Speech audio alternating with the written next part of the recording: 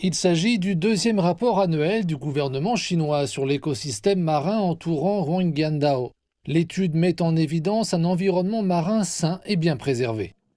L'eau de mer et les sédiments marins restent de qualité supérieure. Les métaux lourds et les hydrocarbures pétroliers présents dans les poissons restent bien en dessous des limites autorisées. Aucune trace de cyanure n'a été détectée dans les échantillons. Les chercheurs ont recensé 134 espèces de coraux durs, soit 25 de plus que l'année dernière. La couverture corallienne vivante a également continué d'augmenter.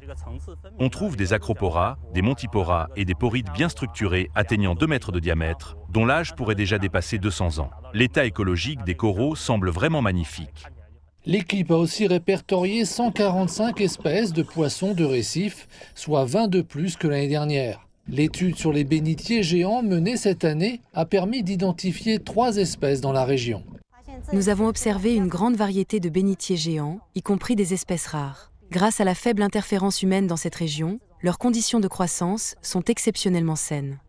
Selon les experts, ces résultats fournissent des informations précieuses sur les tendances environnementales à long terme et les impacts plus larges du changement climatique mondial sur les écosystèmes marins de la région.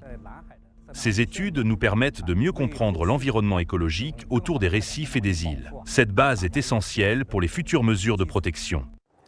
Selon les experts, l'écosystème entourant Huangdiandao est diversifié, stable et résilient. Il offre un habitat et un refuge essentiel à la vie marine en mer de Chine méridionale. Cependant, le rapport met également en garde contre l'intensification du changement climatique.